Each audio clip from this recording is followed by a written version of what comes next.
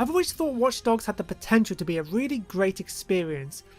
It just always fell short of that in the past, with Watch Dogs 1 being a rather underwhelming experience, and having a less than interesting main character didn't help. See, this experience put me off even wanting to try Watch Dogs 2. But Watch Dogs Legions caught my eye. It was attempting to do something I had never seen before: play as anyone you wanted. Now this was an interesting concept, but I did have my doubts. Could they pull this off? Could they make this an interesting game? But nevertheless, I went in with an open mind. Please be aware this review contains spoilers, but only for the first 15 minutes of the game. With that being said, let's talk about the story. You start off by playing as Dalton, a DedSec operative who was previously an MI5 agent. I really liked Dalton. His banter between the AI Bagley and his friend Sabine really made for an interesting introduction to the game. But unfortunately, it was all too good to last. After all, this game lets you play as anyone you want, not Dalton.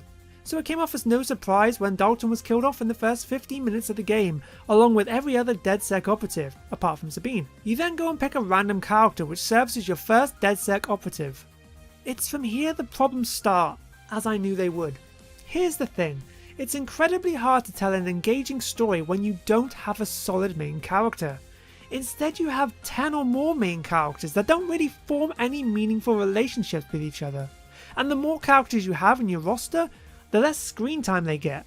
The more established characters in the game, such as the villains, don't get nearly as much love as they deserve. Which is a shame because the villains had such great potential and they are criminally underused. One reason for this is there's simply too many of them, and I don't really feel like I have a good enough reason to go after each of them other than, this person is suspicious, or they're bad people, look at what they're doing to the people of London, they're so evil! One potential fix for this problem is to simply have one villain, maybe two at max. Maybe flesh out a couple of the other villains into side stories, just make them side story villains. By the end of the game, I just felt disappointed about the wasted potential each of these villains had, and what they could have accomplished in an interesting and engaging story. With that being said, not having a main character isn't too bad for gameplay purposes. It can actually be a bit fun, if not repetitive, to recruit different people from the street, as each agent you come across feels unique. They each have their own skills.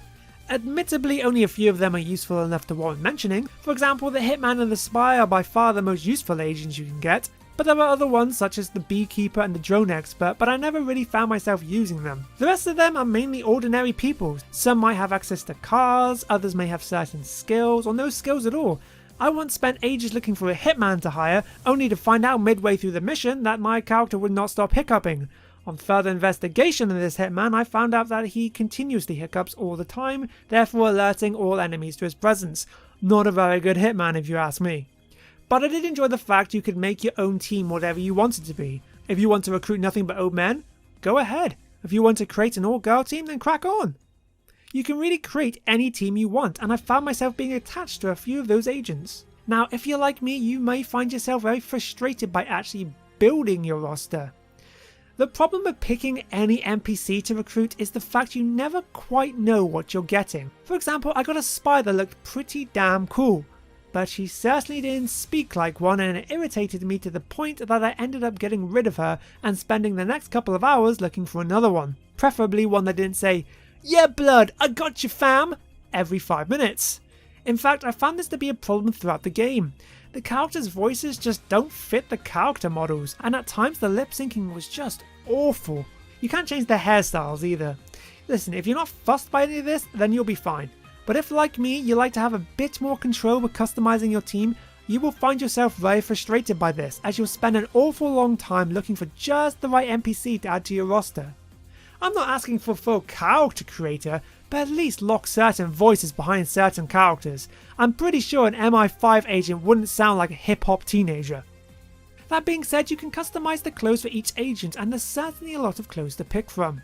You can really make each character look unique. Unfortunately, once again, I am let down with how time consuming this is. There are shops littered all over the map in big clusters. They could really have done with dialing it back a bit.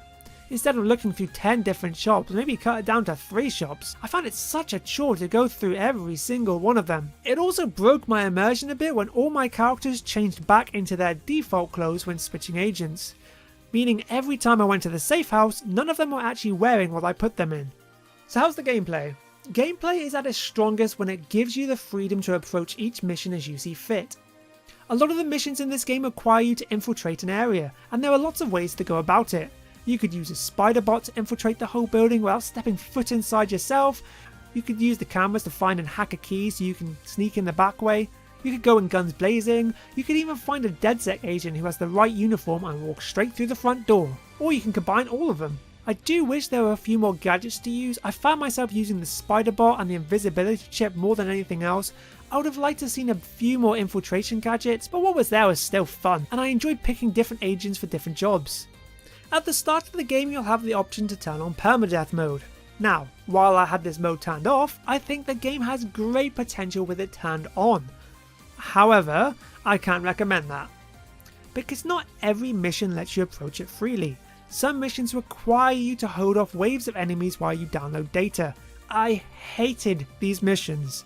For starters, you're stuck in a small circle. If you move even a little bit away from the computer, you'll lose connection. Then there's the fact each agent is made of china glass, so you die really quickly. There's an upgrade that can help for this, but it doesn't really help that much considering there are 5 to 10 drones flying over your head shooting you. Now, I'd be happy dying to a mistake I made. For example, an infiltration went wrong and I was overwhelmed and killed. That's fine. The game works best when you can play it how you want, and if you want to go in guns blazing, then that's okay. But there should always be a way to play any way you like. Maybe it's harder to get the data by going in stealthy. You'll have to go through a lot more loopholes. But that's an option you should be able to take. And it doesn't help this game has awful shooting and cover mechanics. You seem to just stick to walls. Luckily, you won't be doing a lot of shooting, unless that's your gameplay style of course, because Albion, the private police force, don't give a flying hoot what you do in the city. The driving in this game is so bad I must have run over like 200 people. A lot of them were Albion officers themselves and they just didn't care one single bit. I didn't get a single wanted level at all in this game by running over people. And on the rare occasion I did get a wanted level by saving an NPC from an officer, the chase, and I put that in quotation marks, was over in seconds. They were useless. In a city where they're meant to be watching everything you do, I lost them in seconds. I fear the rage of Skyrim villagers after hitting a chicken more than I do with the Albion police force. It's a shame really, because the one mission that does force you into a chase scene was really fun. You could add cars and barriers to stop the Albion cars, but alas, like most of this game, the potential was wasted. Oh, and remember this is an Ubisoft game, so there's plenty of collectibles to find, such as podcasts and tech point for upgrades, masks and relics. And as per Ubisoft rules, they are scattered all over the map. The only useful ones worth going after are the tech points. This game also includes microtransactions, because of course it does. WD credits, as they're called here, can net you collectible maps so you can see where all the collectibles are. Hints in the title, really? You can also purchase costumes. Ooh. Okay, look, it's nothing as intense as I've seen in previous Ubisoft titles. They've certainly dialed it back a bit. But this doesn't do wonders for my already bored experience playing this game. The graphics were nothing to write home about either, but they did have some nice lighting at night. I will say though, I am impressed with some of the smaller details they added to this game, such as pedestrians' faces appearing when they walk through checkpoints, and you can meet family members, friends and ex-agents on the street, which I thought was a nice addition and made the world feel more alive. Since I came into this game a little late, my experience wasn't as buggy as most people got from launch. However, I still did get a few bugs, such as NPCs disappearing right in front of me when I finished speaking to them, and Albion shooting me through various objects such as their cars. Of course you couldn't shoot them back. Now my first day playing this game I experienced incredibly bad performance issues, such as huge frame rate drops. However, a patch came through on my second day of playing which fixed that particular issue, but it still occurred for the first few seconds after I fast travelled. My experience with Watch Dogs Legion was a disappointing one. Average gameplay, average graphics, put that together with a few optimizational issues, bugs, a less than interesting story, microtransactions and wasted opportunities, and you've come to my final verdict, which is a 4 out of 10. This is a below average game. I certainly don't think this game is worth full asking price, nor do I think the season pass is worth it either. However, with that being said, if you're ever bored and you see the game on half price, then it might be worth picking up then. But that's it from me guys, so until next time, I hope you have a fantastic day or night.